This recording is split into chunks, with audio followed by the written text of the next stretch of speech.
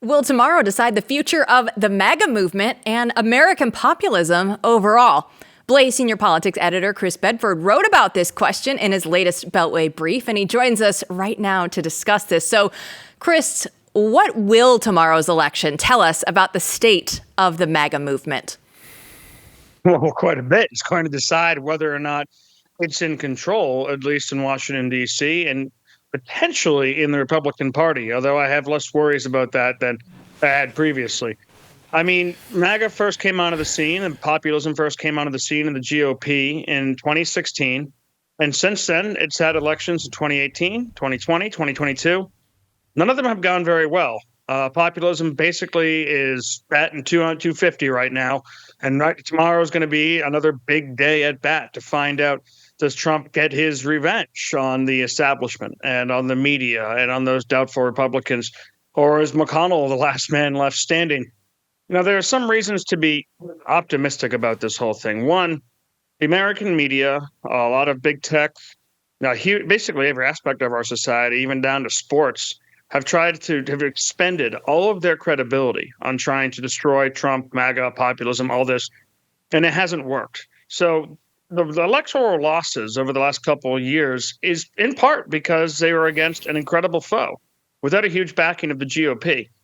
Now, a lot of Trump's people kind of are the GOP. They run the RNC. The one holdout is the Senate, but they've got a lot of control.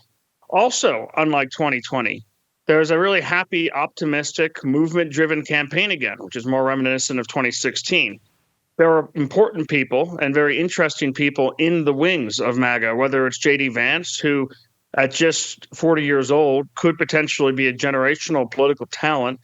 And then you've honestly got some of the smartest people on the planet who are backing it, not just Elon Musk, but Bill Ackman. RFK is an interesting person who's brought a whole new wave to this debate.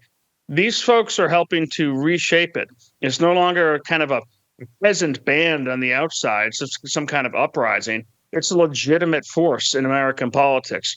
And those people who stand aside are the ones who are really held off. I mean, in 2020, when Donald Trump won, the wonder was, would that never Trump movement come sweeping in from the hills and basically punish all their political opponents who had, according to them, led the GOP astray? But that movement turned out to be completely fake. That army was just a couple expats sipping martinis in another country. They were not actually helpful. They weren't useful. They weren't able to change anything in the Republican Party. A lot of them now are literally campaigning with Kamala Harris. That shows you the state of that.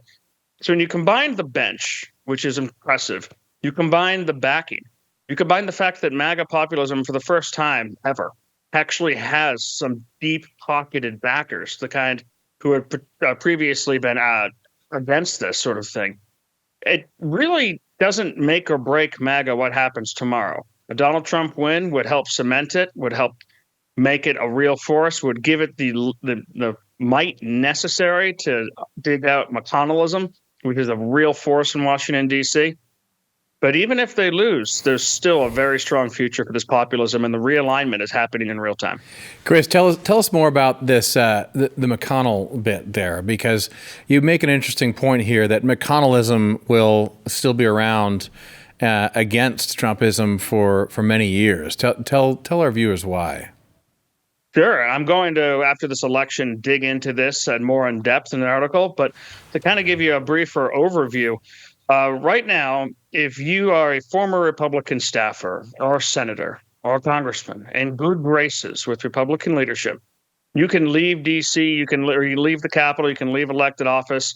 You'll be hired by prestigious law firms. You'll be taken care of. You'll get business contracts. Money runs a huge amount of Washington, D.C. That means that those people who've shown loyalty to Mitch McConnell and loyalty to his friends and loyalty to Republican leadership, they get a mansion in McLean, one of the richest zip codes in the entire country, top 3 at least. They continue to be involved in politics. They help shape the culture of Washington, D.C.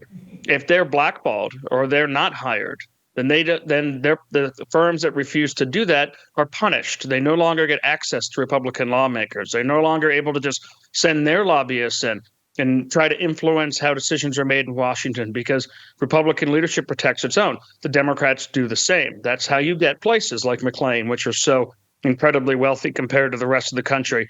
And that's just something that you definitely want to scoff at. You'd be right to, but it's also how the system is played. It's how power politics work in the Capitol. You need to make sure that your people stick around, that you attract some of the top talent in the world by promising them, or in the country, by promising them these sorts of routes afterwards, after they're done with their public service career. It allows you to have friends who are aligned with Mitch McConnell's agenda in this case. It has been for decades. Who are all around Washington, D.C. in powerful places. It creates a donor pool. All these things start to work. MAGA has none of that. After 2020, people who had been appointees in the administration, people who'd worked hard, people who'd sacrificed time with their children and their wives and their husbands, getting up at 5 a.m. and not getting home from work until 8 or 9 o'clock at night, they couldn't get a job anywhere. I know people who were rejected from Texas oil and gas companies because they had worked in the Trump DOE. And the Texas oil and gas companies, ostensibly run by Republicans, were worried that having someone who was politically attached to that would cause them clients or cause some kind of difficulty. Nothing retaliatory happened to these companies. There was no ability for folks now to attract that kind of talent. And generally, it's hurtful. And these systems are what is going to allow McConnellism to long outlive Mitch McConnell, especially if you have someone like John Thune come in and take over the leadership position after McConnell leaves that. He's going to perpetuate even the same people, not just the same style of rule. MAGA Republicans don't have anything like that system, and it's something that is built with brute force. Well, I want to look now at Democrat voter suppression. It might be one of the themes of our show. I know you wrote about it already. So can you give us just some of the top line examples that you've seen where Democrats are trying to get out there and suppress the vote? So they're working to try and pretend this is all a conspiracy theory, but it's literally been found by judges. These are verifiable cases I tried to write about on Friday. I think the most obvious and basic one is going to be Bucks County, where police officers, sheriff's officers sent voters away hours before polls closed saying, oh, yeah, we're shutting this down.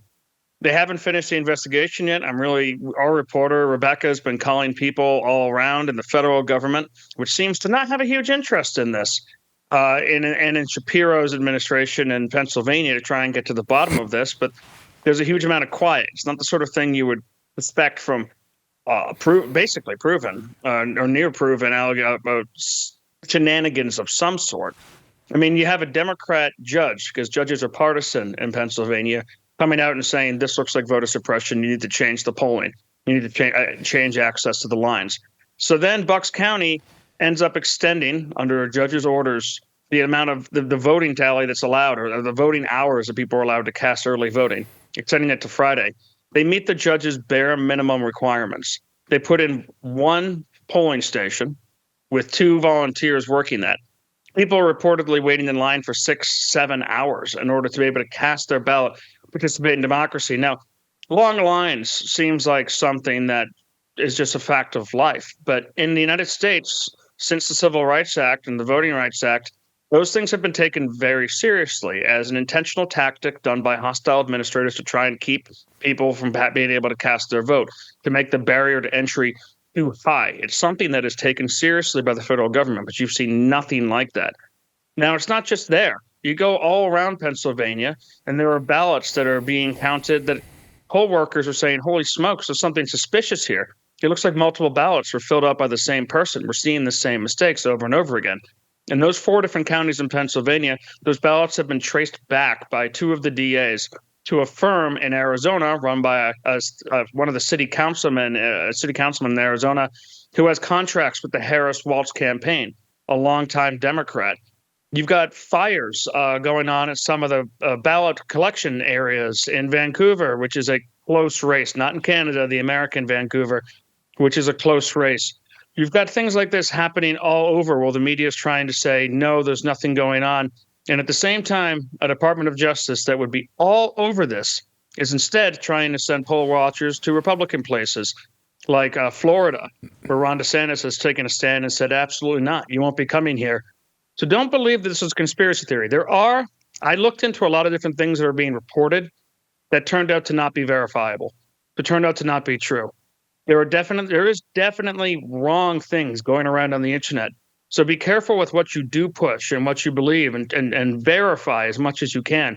But there are active shenanigans going on in American elections, and it's always worth keeping an eye on.